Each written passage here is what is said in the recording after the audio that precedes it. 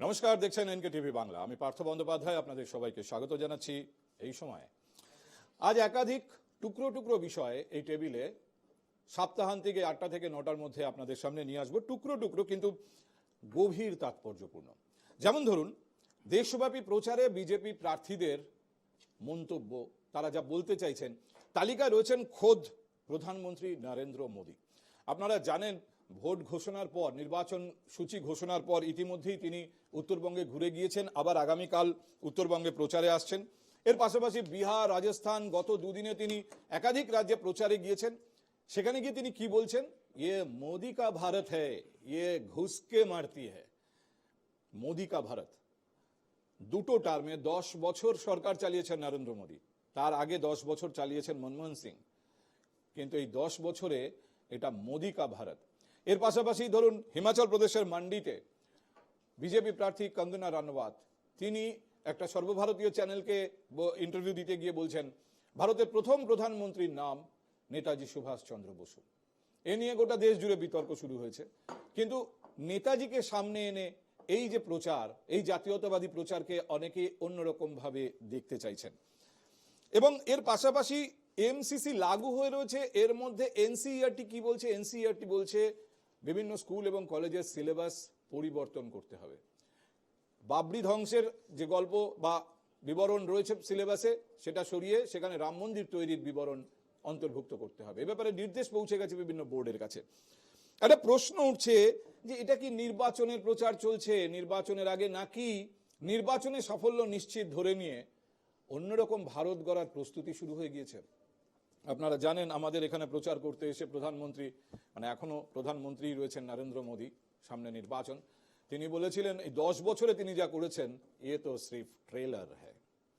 আমি আজকে যাদের সঙ্গে আলোচনা করব বিষয়টা নিয়ে, আমি এক এক করে আলাপ করিয়ে দিই। আমি বাঁদিক থেকে শুরু করি। অধ্যাপক আজিজুল বিশ্বাস আমাদের সঙ্গে রয়েছেন, রাজনৈতিক বিশ্লেষক। তারপরে রয়েছেন নীলাদ্রি বন্দ্যোপাধ্যায়, রাজনৈতিক বিশ্লেষক। আমার ঠিক ডান দিকে রয়েছেন বিজেপি, রাজ্য বিজেপির প্রতিনিধি অচিন্ত মণ্ডল। তারপরে রয়েছেন সিপিআইএম এর আশরাফুল আমিন। আর তারপরে আমাদের সঙ্গে যোগ দিয়েছেন অনুরাগ সিং ঠাকুর, তিনি তৃণমূল কংগ্রেসের কট্টর সমর্থক। এই প্রসঙ্গে আপনাদের জানিয়ে রাখি যে আমরা আজ সরাসরি অফিসিয়ালি তৃণমূল কংগ্রেসের কাছ থেকে কোনো প্রতিনিধি পাইনি, তারা এই বিষয়গুলিতে খুব একটা আগ্রহ দেখায়নি। যাই হোক, অনুরাগ আমাদের সঙ্গে রয়েছেন, অনুরাগ সিং ঠাকুর, তিনি তৃণমূল কংগ্রেসের সমর্থক। দুধের স্বাদ আমাদের আজ ঘোলেই মেটাতে হবে। আমি প্রথম যে প্রসঙ্গটা তুলতে চাই তা হলো কঙ্গনা রানাওয়াত। কঙ্গনা রানাওয়াত বলছেন নেতাজি সুভাষচন্দ্র ভারতের প্রথম প্রধানমন্ত্রী, এবং তিনি যুক্তি দিয়ে বলার চেষ্টা করছেন যেহেতু আজাদ হিন্দ সরকারের প্রধানমন্ত্রী হিসেবে নেতাজি শপথ নিয়েছিলেন দেশের বাইরে হলেও। আমি এই জায়গা থেকে আলোচনাটা শুরু করি। আমি অচিন্ত আপনার কাছে প্রথম প্রশ্নটা রাখি যে নেতাজিকে সামনে রেখে নির্বাচনী প্রচার, এবং তাও ভারতবর্ষের অন্য অংশে, পশ্চিমবঙ্গেও নয়, অন্য অংশে, এটার মধ্যে কি আলাদা তাৎপর্য আছে? কি বোঝাতে চাইছে বিজেপি? দেখুন, আজকে 1947 সালে ভারতবর্ষ যে স্বাধীনতা পেয়েছিল সেটা তো ব্রিটিশদের দেওয়া স্বাধীনতা ছিল। তার পিছনে অনেক লড়াই সংগ্রাম আছে, কিন্তু যদি আদায় করে নেওয়া কোনো স্বাধীনতা যদি হয়, তাহলে অবশ্যই নেতাজিকে স্বীকৃতি দেওয়া উচিত, যেটা সম্ভবত 1942 সালে। নেতাজিকে কি এর আগে কোনো সরকার, কংগ্রেসের সরকার, জনতা দলের সরকার স্বীকৃতি দেয়নি বলছেন আপনি? না, মানে তারা যেভাবে দিয়েছে, ভারতীয় জনতা পার্টি আরো এটাকে বেশি মানে সমর্থন করে বা স্বীকৃতিটা দেয় আর কি। মানে তারা যেভাবে দেয় ওই মানে দায় শোধ করা আর কি।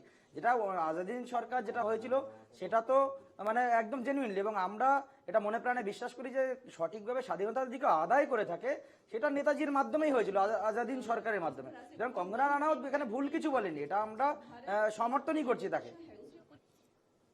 আজিজুল, ইতিহাসটা তো সোজা না, কঙ্গনা রানাওয়াত বললেন, আর ওটাই ব্যাপার। বিষয়টা হচ্ছে যে ভারতবর্ষের স্বাধীনতা আন্দোলন কোনো একজন ব্যক্তির অবদানের ফসল নয়, বিভিন্ন স্রোতধারা, বিভিন্ন শ্রেণীর আন্দোলন। সেখানে যেমন কংগ্রেসের নেতৃত্বাধীন জাতীয়তাবাদী আন্দোলন, যেখানে মহাত্মা গান্ধী যার পুরোধা ছিলেন, তাকে বেশ করে গড়ে ওঠা আন্দোলন। সেই সঙ্গে আবার বামপন্থী একটা আন্দোলনের ধারা ছিল, সশস্ত্র বিপ্লবী আন্দোলনের ধারা, যেখানে ক্ষুদিরাম বসু, প্রফুল্ল চাকি, মাস্টারদা সূর্য সেন, বিনয় বাদল দীনেশ, ভগৎ সিং, আশফাকুল্লাহ, এই ধারা ছিল। অর্থাৎ স্বাধীনতা আন্দোলনের সমস্ত ধারাকে আমাকে স্বীকার করতে হবে। দেখুন, আমি আপনাকে একটা জিনিস এখানে বলি, আমি ইনফ্যাক্ট সবাইকেই বলছি, আমরা আলোচনাটা কোন অ্যাঙ্গেল থেকে করছি। স্বাধীনতা আন্দোলনে কার কি ভূমিকা, তাকে কিভাবে তার অবদানকে স্বীকৃতি দেওয়া হয়েছে, এটা বড় কথা নয়। বড় কথা হচ্ছে এটা নির্বাচনের সামনে বিষয়টিকে যখন তুলে আনা হয়, কোন একটা রাজনৈতিক দল যারা দুটো টার্মে সরকার চালিয়েছে তারা যখন তুলে আনে, প্রশ্নটা হচ্ছে যে এর পেছনে কোনো নির্বাচনী কৌশল আছে কি, এর পেছনে কোনো বিশেষ কারণ আছে কি? এই বিতর্ক তো সারা বছর চলতে পারে, ঠিক নির্বাচনের আগে বিতর্কটাকে উস্কে দেওয়ার পেছনে উদ্দেশ্যটা কি হতে পারে? সেটা বলতে গেলে একটু তো ইতিহাসে আসতেই হবে, কারণ আমি ইতিহাসটা পড়াই। আপনি যেভাবে বলবেন আমাকে আমাকে সেই রাস্তায় সবসময় নাও হাঁটতে হতে পারে। যেটা বিষয় হচ্ছে যে জাপানে বা সিঙ্গাপুরে, দক্ষিণ পূর্ব এশিয়ায় অস্থায়ী আজাদহীন সরকার গঠিত হল, এটা একটা ইতিহাসের একটা পর্ব। কিন্তু একটা দেশ কখন স্বাধীন হলো, সার্বভৌম হলো, একটা দেশে সরকার থাকবে, জনগণ থাকবে, সেই সঙ্গে সার্বভৌমত্ব থাকবে, এটা তো মানতে হবে ক্যাটেগরিক্যালি। 1947 সালের 15ই আগস্ট আমরা সার্বভৌম দেশ হিসেবে আত্মপ্রকাশ করিনি, স্বাধীনতার ছাড়পত্র পেয়েছি। 1950 সালের 26শে জানুয়ারি যখন সংবিধানটা কার্যকরী হলো, সেদিন থেকে একটি স্বতন্ত্র সার্বভৌম রাষ্ট্র হিসেবে ভারতবর্ষ আত্মপ্রকাশ করেছে। প্রশ্ন হচ্ছে কেন? কারণ আমাদের দেশের যে আন্দোলন, বিশেষ করে রাজনৈতিক আন্দোলনের ক্ষেত্রে, যেটা স্বাধীনতা আন্দোলনের সঙ্গে যদি আমি যুক্ত করি, তাহলে দেখবে একটা ন্যারেটিভ রয়েছে জনমানুষে, যে নেতাজি সুভাষ এবং জওহরলাল নেহেরু, বা নেতাজি সুভাষ ভার্সেস মহাত্মা গান্ধী, এবং এই গান্ধী ধারার অনুসারী হচ্ছে নেহেরু এবং জাতীয় কংগ্রেস। সুতরাং এই যে একটা ন্যারেটিভ রয়েছে, এইটাকে কাজে লাগিয়ে ভারতীয় জনতা পার্টি নেহেরুভিয়ান যে পলিটিক্স ভারতবর্ষে দীর্ঘদিন ধরে, এবং সেই পলিটিক্সকে ভিত্তি করে দীর্ঘদিন সরকার চলেছে। আর বিজেপি সেই ধারায় না হেঁটে উগ্র যে জাতীয়তাবাদী ধারা, সেই উগ্র জাতীয়তাবাদী ধারার ধারক কিন্তু নেতাজি ছিলেন না, কিন্তু নেতাজির চেহারাটাকে, নেতাজির নামটাকে ব্যবহার করে এই যে কংগ্রেস তথাকথিত, একটা জিনিস আমি কিন্তু উল্লেখ করেছি, নরেন্দ্র মোদী বলছেন ভারত বদলে গেছে। এই যে 10 বছর, এই 10 বছর পরে যে ভারত, এ ভারত মোদী কা ভারত। এই মোদী কা ভারতে তার মানে যারা এতদিন স্বীকৃতি পাননি, যে স্বীকৃতি তাদের পাওয়া উচিত ছিল, তারা সেই স্বীকৃতি পাচ্ছেন, তারই প্রতিফলন এই ধরনের প্রতিক্রিয়া। শুধু এইভাবে বললে তো হবে না। আমি তো আগের দিন বলছিলাম যে সত্যিই তো 1950 সালের 26শে জানুয়ারি যে পার্লামেন্টারি ডেমোক্রেসি তৈরি হয়েছিল, যেটাকে ইলেকটোরাল ডেমোক্রেসি বলি, মোদির জমানাতে 2014 সাল থেকে ধীরে ধীরে সেপারেশন অফ পাওয়ারকে নস্যাৎ করে এই দেশে ইলেকটোরাল ডেমোক্রেসি নয়, ইলেকটোরাল অটোক্রেসি দিকে আমরা যাচ্ছি। এটা বড় পরিবর্তন। না, এটা তো আপনার ব্যাখ্যা, কিন্তু মূল প্রশ্ন হচ্ছে যে নরেন্দ্র মোদী বলছেন মোদী কা ভারত হয়, কঙ্গনা রানাউত বলছেন নেতাজিকে স্বীকৃতি দিতে হবে। আশরাফুল, আমি আপনার কাছে এই প্রশ্ন, মানে কমিউনিস্টরা কিভাবে বিষয়টাকে দেখতে চাইছে? কারণ কমিউনিস্টরা কিন্তু, বিজেপির বক্তব্য যে কমিউনিস্টরা হিস্ট্রিকে সব থেকে বেশি কমিউনিস্ট হিস্টোরিয়ানরা লিখেছেন, এবং তারা ইচ্ছাকৃতভাবে জাতীয়তাবাদী মানুষদের হয় বিকৃতভাবে পোর্ট্রে করেছেন অথবা বাদ দিয়েছেন। এতটাই গুরুত্ব বিষয়টা পাচ্ছে যে তারা নির্বাচনের আগে এটাকে প্রচারে ব্যবহার করছেন। নমস্কার।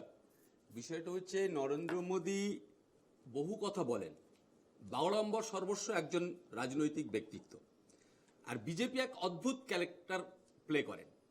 তারা বিভিন্ন সময় আমরা দেখেছি গান্ধীজিকে ঢাল করে গডসের পূজা করে, কখনো দেখেছি রাজা রামমোহন রায়কে ঢাল করে নারী বিদ্বেষী মনোভাব পোষণ করেন।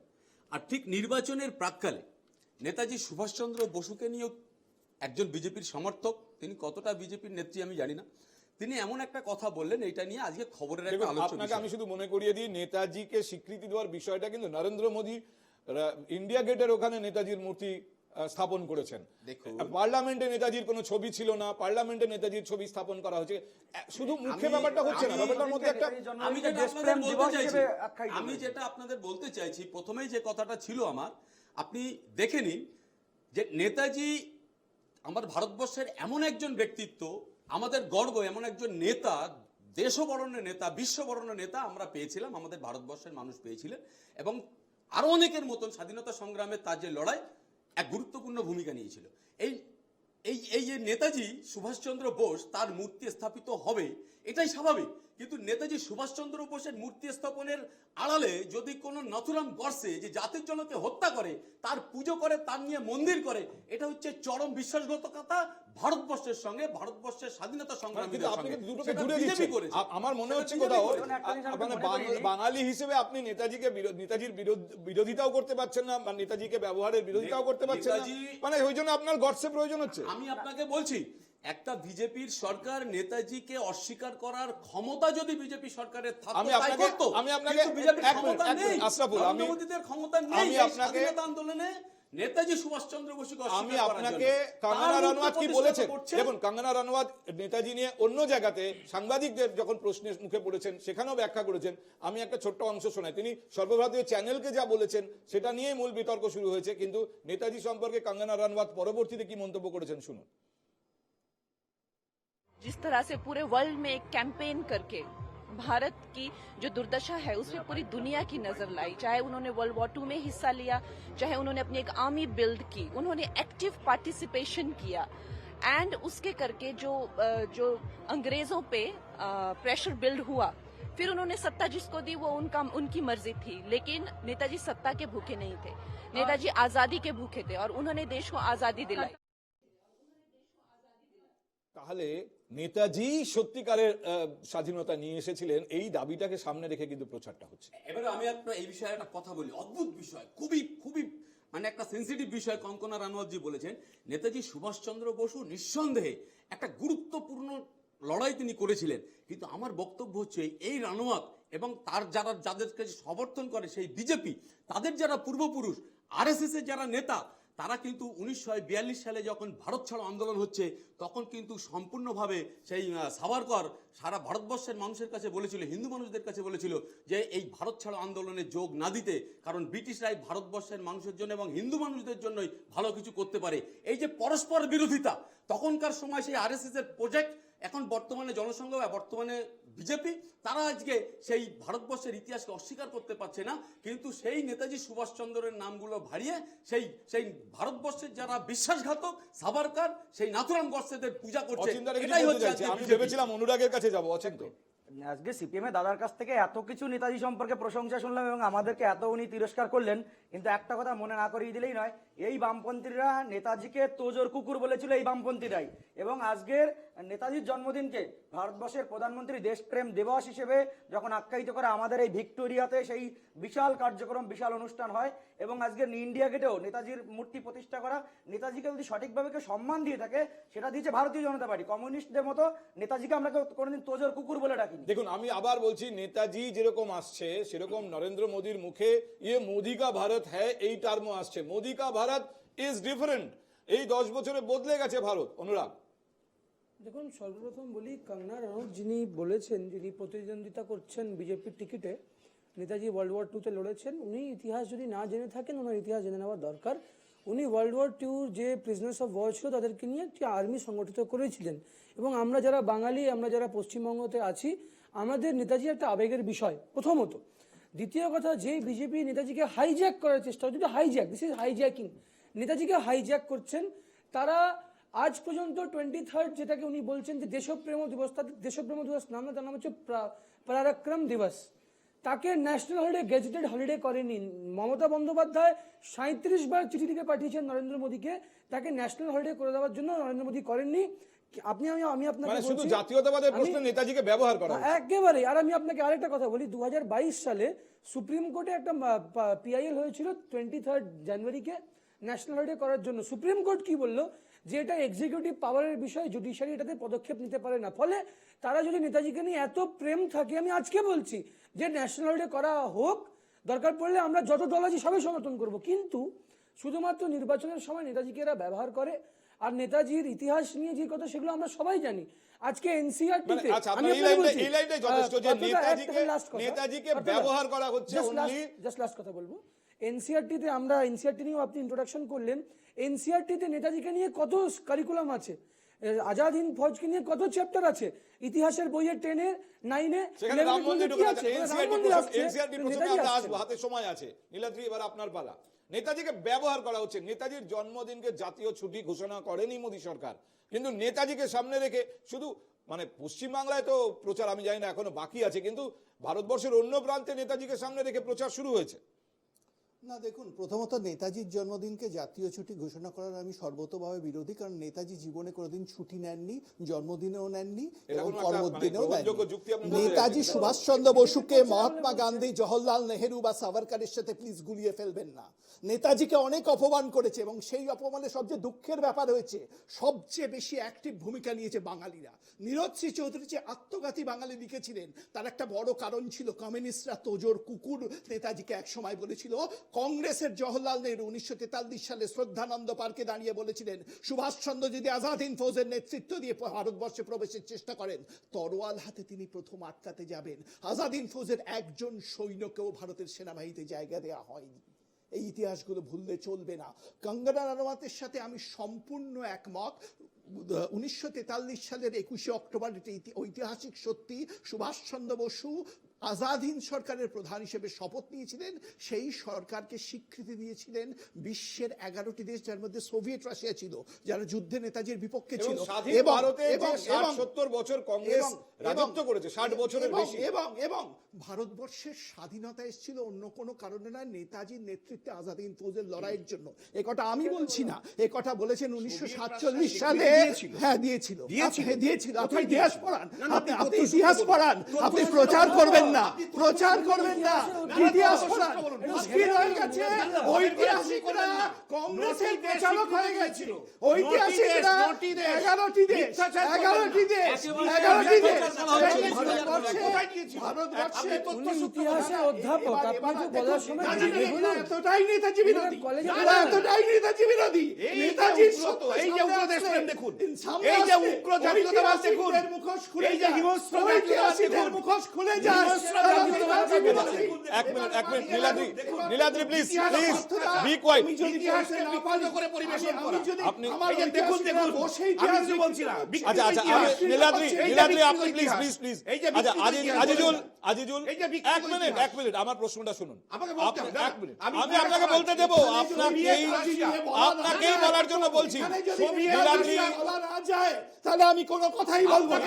এটা ঐতিহাসিক সত্য। আপনাকে আপনারা তথ্য বলতে ইতিহাসকে হবে। বিকৃত আপনি তথ্য করেছেন। বলুন। আমি সোভিয়েত তথ্য রাশিয়া- বলছি। আরে আজাদি সরকার তথ্য দেখুন, ইতিহাসকে অনেক বিকৃত নীলাদ্রি, করেছেন। please। এই যে বিকৃত নীলাদ্রি, please, আপনি please। আমি কিছু বলবো না। এই যে আপনি নিউ নেতাজি ইন্ডিয়া, বিরোধী প্রচার নিউ করতে চান ইন্ডিয়া, করুন। এই যে চ্যানেলে নিউ ইন্ডিয়া, বসে নীলাদ্রি, বাংলার আবেগকে আপনি নিউ আঘাত ইন্ডিয়া, দিতে চান দিন। This is- এবং এই যে নিউ সত্যতা, ইন্ডিয়া। নীলাদ্রি এটাও আপনি আমার কথা শুনুন, please cooperate, please new India, আমি আপনাকে বলছি আপনি নেতাজি বিরোধী এজেন্ডা নিয়ে যদি আরে, প্রোগ্রাম করেন বহুত্ববাদী ভারতবর্ষ আমি দেখছে কোনো নিউ কথা ইন্ডিয়াকে। বলবো না। কিন্তু বহুত্ববাদী নেতাজি ভারতের ভারতবর্ষ দেখছে প্রধানমন্ত্রী নিউ ইন্ডিয়াকে। এই ঐতিহাসিক দেখুন, সত্যটাকে বহুত্ববাদী নস্যাৎ ভারতবর্ষ করবেন না। দেখছে এই যে মৃত নতুন নস্যাৎ ইন্ডিয়াকে। করবেন না। New India. নেতাজির জন্য এই যে গেরুয়া আপনাদের দুজনের জন্য কি এই যে গেরুয়া ইন্ডিয়া। আমাকে প্রোগ্রাম এখানে থামিয়ে দিতে হবে? না, না, গেরুয়া ভারতের গেরুয়া পতাকা ইন্ডিয়া। থাকে।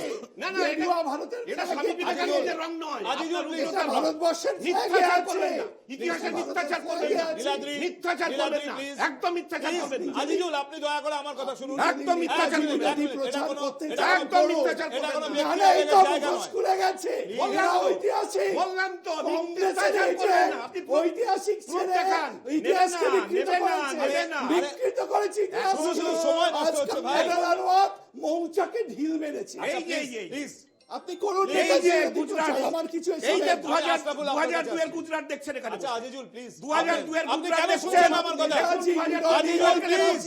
2002 এর এদের গুজরাট পরে দেখছেন? ইতিহাসকে বিকৃত 2002 এর গুজরাট। দাঁড়ান এই যে আমি দরকার হলে বিরোধীরা চেয়ে যাবো, প্রোগ্রাম এখানে থামিয়ে দেবো। দেখতে পারবেন। আপনারা যদি আমার সঙ্গে কোঅপারেট না করেন, আজিজুল প্লিজ দেখতে পারবেন। আমি আপনাকে বলছি, নেতাজি বিরোধী, জাস্ট গিভ ইউ স্পষ্ট। প্লিজ নেতাজি নীলাদ্রি বিরোধী। প্লিজ জাস্ট নেতাজি কোয়াইট বিরোধী প্রচার জাস্ট করুন না, কোয়াইট please, আমি দেখিয়ে দিচ্ছি। আমি আপনাকে কিছু বলতে হবে না, আপনারা দুজন যদি আপনি এইভাবে বলে প্রচার যান করুন আমার নেতাজির 10 মিনিট বিরুদ্ধে। সময় নষ্ট কিন্তু হয়েছে। স্বীকার করে নিন, Please, নেতাজি ভারতের please, প্রথম আপনি প্রধানমন্ত্রী। করুন ইতিহাস। এই ইতিহাসটাকে বুঝবেন না, নির্মোহ তৃণমূল এই দাবি করেছে আর আজকে আপনি এর বিরোধিতা আমি- করছেন। নির্মোহ আমি ইতিহাস কোনো বিরোধিতা এদের করছি মাইক না, অফ আপনি করতে ভুল বলছি। বলছেন। এক মিনিট, এক আপনি মিনিট। যদি একাডেমিক্যালি ভুল বলেন আমি আপনার সমর্থন করবো না। ইতিহাসের না। আমরা নেতাজিকে সম্মান করি, আমরা নেতাজির নামে অনেকগুলো প্রোগ্রাম করেছি, সম্মান করি, কিন্তু তাই বলে আপনি ভুল তথ্য কেন দিচ্ছেন? আচ্ছা আমার গলাটা আপনাদের কারোর থেকে বেশি জোরের নয়, আমার পক্ষে চেঁচিয়ে আপনাদের শান্ত করা সম্ভব নয়, কিন্তু আপনি একজন অধ্যাপক আজিজুল, আমি উনি আমি এই একাডেমিক কথাই সেন্স- বলছি। আপনি আমার কথাটা শুনুন, ওনার সামনে জাস্ট চুপ করুন, সত্যি জাস্ট চুপ, বলবেন। না, না। আপনি জাস্ট চুপ করুন, আমি উনি আপনাকে বলার সুযোগ দেব। তথ্যসূত্র না বলে কি আমি- করে বলবো? আমি আপনাকে- উনি তথ্যসূত্র আমি বলতে আপনাকে হবে। বলার সুযোগ আপনি দেব। দেখান। আরে আপনাদের দেখান। আপনি naughtiness Yes, দেখান। আপনি দেখাবেন। আপনাদের দুজন বিশিষ্ট ভদ্রলোককে যদি এইভাবে আমাকে থামাতে হয়, আরে আপনি এতগুলো নেতাজির মানুষ বিরুদ্ধে প্রচার এতগুলো করুন না, মানুষ আমি টিভিতে কিছু আপনাদের বলবো না। দেখছেন, আপনি উনাকে দেখুন। এতগুলো মানুষ টিভিতে আপনাদের আপনি দেখছেন, নেতাজির ঠিক আছে? অপমান বাঙালি Please, হয়ে আমি সহ্য করবো না। আমি আপনি নীলাদ্রি, জানেন না। নীলাদ্রি অপমান প্লিজ, কেউ এটা এখানে এটা করছে ব্যক্তিগত না। আবেগ আপনি দেখানোর উনাকে জায়গা দেখুন নয়, বি করছে। লজিক্যাল। আপনি উনাকে আমি দেখুন। আমি লজিক্যালি বলছি, আমি আপনাকে নেতাজি চুপ ভারতের করতে বলেছি, প্রথম প্রধানমন্ত্রী আমি ছিল, আপনাদের এবার আপনি আমায় চুপ করে আমি আপনাদের চুপ করতে বলেছি, আপনি আমায় নেতাজি ভারতের প্রথম প্রধানমন্ত্রী বলে চুপ করে বেশ, বেশ, দিচ্ছেন। বেশ। আমি এই বিষয়ে- ভালো কথা। আমি এই ভারতের বিষয়ে- স্বাধীনতা আমি এই বিষয়ে আর বলবো না নেতাজির আলোচনা। জন্য এসছে, আমি আপনি চুপ করিয়ে বেশ, দিচ্ছেন। বেশ, কিন্তু নীলাদ্রি। বাংলার মানুষকে কদিন চুপ করিয়ে নীলাদ্রি, এটা রাখবেন? পথসভা নয়, আপনি New দরকার হলে India। আরে বিজেপির এটা পথসভায় পথসভা বলবেন। নয়, এটা আচ্ছা, রিয়াজ আমি এই প্রসঙ্গ থেকে সরে যাচ্ছি, এভাবে আমি ডিসকাশন হয় না। আমি এই প্রসঙ্গ থেকে সরে যাচ্ছি, প্লিজ। discussion আমি এই হয় না। প্রসঙ্গ থেকে সরে যাচ্ছি, আজিজুল প্লিজ, প্লিজ, প্লিজ। নেতাজিকে এই অপমান প্রসঙ্গ থেকে করবেন সরে না। যাচ্ছি আমি। কেউ আমি অপমান আশরাফুল করছে না। আমি আশরাফুল পরের পয়েন্টে আসছি। নজর কুকুর বলে কেউ নরেন্দ্র মোদী অপমান বলছেন করছে না। ভুলে যাবেন এটা না। আপনি মোদির ভুল ভারত। নারেটিভ দেবেন না। কি কেউ বলতে অপমান চাইছেন করছে তিনি? না, কেউ মোদির অপমান ভারতটা কি? করছে না। আরে ভাই আসতে, আবার আজিজুল আপনাকে চুপ করতে বলেছি, প্লিজ। আশরাফুল, নরেন্দ্র মোদী বলছেন মোদির ভারত, স্যার, আমি মোদির রিকোয়েস্ট ভারত করবো, মানে চুপ কি? হয়ে যান, বুঝতে পারবেন আপনি। नरेंद्र मोदी भारत मोदीर भारत ये घुस के मारती है বলছেন নরেন্দ্র এই মোদী। বিষয়ে বলার আগে আমার যেটা স্পষ্ট বক্তা বলার আছে সেটা হচ্ছে কুযুক্তি দিয়ে কখনো ইতিহাসকে বিকৃত করা আচ্ছা, যায় আমরা না। ওই বিষয়ে আমি চলে চেঞ্জ এসেছি। করছি, তবে আমি এই আবার বিষয়টা- এনসিআরটি তে যখন আলোচনায় যাব তখন আবার ওই আমি লাইনে ঢুকবো। একটুখানি বলে টাচ করেই যাব। ভারতবর্ষের ইতিহাস বিকৃত করার চক্রান্ত হচ্ছে, আমাদের সাবধান থাকতে হবে। আজকে যে মোদিজি যে কথাটা বললেন, ভারত ঘুষকে মারতে হয়, ভারতবর্ষের যে ঐতিহ্য, যে পরম্পরা, এই ভারত কাউকে অনৈতিকভাবে অ্যাটাক করবে বা কাউকে জোর করে মারবে, সেই রকম পরম্পরা আমাদের ভারতবর্ষের ঐতিহ্য নেই। কিন্তু উনি যে ঘুষকে মারতে যে বালাকোটের ওই আমার সিআরপিএফ এর হত্যার পরে, সিআরপিএফরা তো আমাদের দেশেরই দুর্বলতার জন্য, নেগলিজেন্সির জন্য তারা আজকে শহীদ হলেন, বিদেশি শত্রুর আক্রমণে নয়। তারপরে যে Pakistan, excuse Niladri, Niladri, me please, sir, আমি আপনাকে বলবার সুযোগ দেবো যখন আপনি তখন বলার বলবেন। সময় অন্য লোক বলতে না, না, পারে। না, আপনি আমায় চুপ আমি করিয়ে দেন। আমি আপনাকে কোঅপারেট আপনি করতে আমায় বলছি, চুপ করে আমি দেন। চুপ করিয়ে দিচ্ছি। আপনি cooperate আমি করতে বলছেন। আগে প্রত্যেককে You are সময় দেবো, exposed. আপনাকেও সময় দেবো। You are exposed. বলুন, আশরাফুল শেষ করুন। কিন্তু তারপরে যে ঘটনাটা আমরা টেলিভিশনের এটা- পর্দাতে এটা দেখেছি, মানে শুধু নেতাজি বিরোধী নয়, পাকিস্তান মন্ত্রী বসার you are বালাকোটে নাকি exposed. পাকিস্তানের হাত ছিল। এখানে- বালাকোটে নাকি পাকিস্তানের হাত ছিল না। আচ্ছা নীলাদ্রি, বলছি, আপনি আমি আপনার বলছি, সময় ঠিক আছে। বলবেন, আপনি আপনার সময় আপনি বলবেন। আমার সময় আপনি- আমায় বলতে দেননি। না, না, বলতে আপনার দিন না। বামপন্থী আপনারা অধ্যাপক দুজনে আমায় বাধা দুজনে দিয়েছে। একসঙ্গে কথা বলে যারা দুজনে তোজোর কুকুর নেতাজিকে বলেছিল, এই বলে আপনি তারা প্রোগ্রামটাকে নেতাজিকে নষ্ট নিয়ে করছেন বলছে, নীলাদ্রি। এখন উনি এরপর বলছেন নাকি বালাকোটে নাকি পাকিস্তানের হাত ছিল। নীলাদ্রি, এরপর আপনাকে অনুষ্ঠানে ডাকার আগে আমাকে দুবার ভাবতে হবে। আপনি আমার যদি এভাবে আসার আগেও ভাবতে হবে, শোনেন, কারণ আপনি নেতাজি বিরোধী, এটা স্পষ্ট। এটা আমাকে স্পষ্ট। 2 মিনিট আমি সময় কোনো দেবেন। নেতাজি বিরোধী প্রোগ্রামে আসতে চাই রাজনৈতিক না। বিশ্লেষক এরা হিসেবে বাংলার- বিজেপির বাংলার- দালালি করা লোকগুলোকে দালালি আমি তাদের করি সঙ্গে না। কোনো কথা বলা যায় না। আপনি রাজনৈতিক পাকিস্তানের দালালি বিশ্লেষক করছেন। হিসেবে বিজেপির বালাকোটে দালালদের আমরা বলতে চাই। আশরাফুল, বালাকোটে পাকিস্তানের হাত ছিল না। এক মিনিট, আশরাফুল, বালাকোটে আপনার কথা, আমার পাকিস্তানের কথা হাত ছিল শুনুন। না। ব্যক্তি কি আক্রমণ বলছেন করবেন আপনি? না। ব্যক্তি কি আক্রমণ বলছেন করবেন না। আপনি? আমি আপনাকে বলার যে এখানে সুযোগ সবাই দিয়েছি, যে শিক্ষিত বিষয় লোকজন বলার বসে সুযোগ আছে। দিয়েছি, আমাকে আপনি একটু সেই বলুন, বিষয়ে সবাই আপনি সেই মিলে বিষয়ে বলুন। বলুন। আমাদের একটা এভাবে বিরতির আলোচনা সময় হয় হয়েছে, না, আপনি বলুন। 1 মিনিট, আমাদের একটা বিরতির সময় হয়েছে, শেষ করুন। বিরতির পরে বলি। না, আপনি শেষ করুন, যাই তারপর হোক, আমার বিরতি। পাকিস্তানের তারপরে যে অ্যাটাকটা হলো, তারপরের যে ঘটনা প্রবাহ, সত্যপাল মালিকজি, কাশ্মীরের ফর্মাল তিনি রাজ্যপাল, তার যে কথাগুলো চলে এসছে, আজকে ভারতবর্ষের মানুষের কাছে পরিষ্কার হয়ে গেছে আসল ঘটনাটা কি। অনেক প্রশ্ন, কোনো উত্তর স্বরাষ্ট্র দপ্তর দেয়নি। আমাদের দেশের জওয়ান যারা নিজের জীবনকে বাজি রেখে দেশকে রক্ষা করে, তাদেরকে হত্যা করেছে, আজকে আমরা বলতে পারি সেখানে নরেন্দ্র মোদী, আমার ভারত সরকার সম্পূর্ণ ফেলিওর। দেশের জওয়ানকে বলি দিয়ে ভোট চেয়েছে, এটা আশরাফুল, এক আশরাফুল, নম্বর এবার কথা। এবার এবার আপনার বক্তব্য হয়ে গেছে, আমি আপনার বক্তব্য যেরকম শুনবো, এখানে বিজেপির প্রতিনিধি এসেছেন, তার বক্তব্য আমাকে শুনতে হবে। একদম প্রদেশ বিজেপির প্রদেশ দপ্তর থেকে প্রতিনিধি হিসেবে যিনি এসেছেন, তাকে তো আমাকে সুযোগ দিতে হবে। আমাদের একটা ছোট বিজ্ঞাপন বিরতি নিয়ে আসতে হবে। কিছু কিছু বিষয় আছে যা অত্যন্ত আবেগের, আমি জানি এখানে সেই আবেগ থেকেই অধিক পরিমাণ আবেগপ্রবণ হয়ে যাচ্ছেন আমাদের এখানকার কোনো কোনো বক্তা। তারা প্রত্যেকে বিশিষ্ট, তারা এর আগেও এখানে এসেছেন, কিন্তু আমি তাদের কাছে আবার অনুরোধ করব, যদি এই ধরনের একটা জায়গায় চলে যায় বিষয়টা, তাহলে কিন্তু উপভোগ্য হয় না আলোচনা। আমরা বিতর্কে আছি, আমরা আলোচনায় আছি, আমরা কিন্তু কোনো কোনো বিষয়কে চাপিয়ে দেওয়ার চেষ্টা করছি না। প্রত্যেকে সময় বলুন, অন্যের যুক্তি দিয়ে অন্যের বক্তব্যকে প্রতিহত করুন, যা সাধারণ মানুষের কাছে গ্রহণযোগ্য হবে। আমরা ফিরে আসছি একটা ছোট্ট বিজ্ঞাপন বিরতির পর।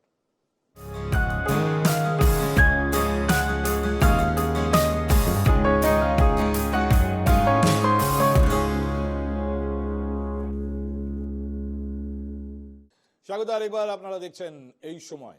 আমরা আজ এমন একটা বিষয় নিয়ে আলোচনাটা শুরু করেছিলাম যা বাঙালির আবেগের সঙ্গে ওতপ্রোতভাবে জড়িয়ে আছে, নেতাজি সুভাষচন্দ্র বসু।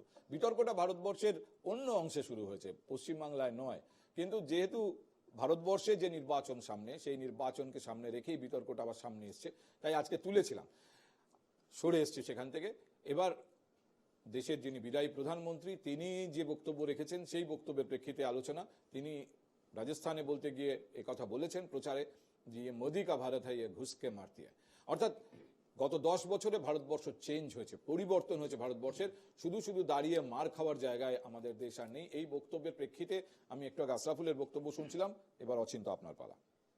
দেখুন, আজকের এই যে বালাকোটে যে সেনার উপর হামলা হয়েছিল, সেটা নিয়ে এই রাজ্যের মুখ্যমন্ত্রী মমতা বন্দ্যোপাধ্যায় যেরকম আমরা তারপরে পাল্টা সার্জিক্যাল স্ট্রাইক করলে নিয়ে সেটা নিয়ে প্রশ্ন তোলে এবং ভিডিও ফুটেজ চায়, ঠিক সেই রকম বামপন্থীরা যারা সারা জীবন দেশের অসম্মান, দেশ বিরোধিতা, যাদের একমাত্র দলীয় নীতি, তারাই মানে এই বিভিন্ন রকম ভাবে প্রশ্ন তোলে এই বালাকোট বা আমাদের সার্জিক্যাল স্ট্রাইক নেই। কিন্তু সারা পৃথিবী জানে যে যারা একটা সময় মোদিজির আসার আগে চীনের সেনারা ভারতে এসে মাথা কেটে নিয়ে চলে যেত, পাকিস্তানের সেনারা মাথা কেটে নিয়ে চলে যেত, সেই চীন, সেই পাকিস্তান বা আমাদের প্রতিবেশী যারা আছে, যারা ভারতের দিকে আঙুল তুলতো, ভারতের সার্বভৌমত্ব মানে উপর হুমকিও আসতো, সেখানে একের পর এক মোদিজির নেতৃত্বে ভারতবর্ষ দেখিয়েছে যে আপনি যতই শক্তিশালী হন না কেন, ভারত এখন নতুন ভারত, এটা মোদিজির ভারত, যেটা আপনার ঘরে ঢুকে মারবে। এবং এক দুবার নয়, অনেকবার আমরা তার প্রমাণ রেখেছি। এবং বিশ্বের দরবারে ভারত এখন একটা অন্য পর্যায়ে চলে গেছে, সুরক্ষিত ভারত, নতুন ভারত, যেটা শুধু কারো চোখ রাঙানি সহ্য করবে না, বরং তাকে চোখ রাঙিয়ে ঘরে ঢুকে মেরে আসবে। এটাই ভারতের নতুন ভারত, মোদির ভারত। এটা নির্বাচনী প্রচারের সামনে রেখে নরেন্দ্র মোদী দেশের মানুষকে কি বলতে চাইছেন? ভারতবর্ষে দেখুন, সব থেকে বড় আইডেন্টিটি হচ্ছে বিবিধের মাঝে দেখো মিলন মহান। প্রশ্ন হচ্ছে যে এই যে ভারতের আইডেন্টিটি, বিবিধের মাঝে মিলন মহান, সেটা আঘাতপ্রাপ্ত হচ্ছে নরেন্দ্র মোদীর জামানায়। একটা প্রশ্ন আমি আপনাকে শুধু আপনাকে অচিন্ত মনে করিয়ে দেবো যে কংগ্রেস গতকাল যে ইস্তেহার প্রকাশ করেছে, সেই ইস্তেহারে তারা দাবি করেছে এবারের নির্বাচনের লড়াইটা যারা ভারতবর্ষের বহুত্ববাদ এবং সংবিধানকে অস্বীকার করে অন্যরকম ভারতবর্ষ করতে চায় তাদের বিরুদ্ধে, যারা ভারতের বহুত্ববাদ এবং সংবিধানকে রক্ষা করতে চায় তাদের লড়াই। এটা কংগ্রেসের ইস্তেহারে লেখা হয়েছে। দেখুন, আমরা সব সময় ভারতের বহুত্ববাদকে স্বীকার করি এবং সেটা বাঁচিয়ে রাখার দায় আমাদের রয়েছে।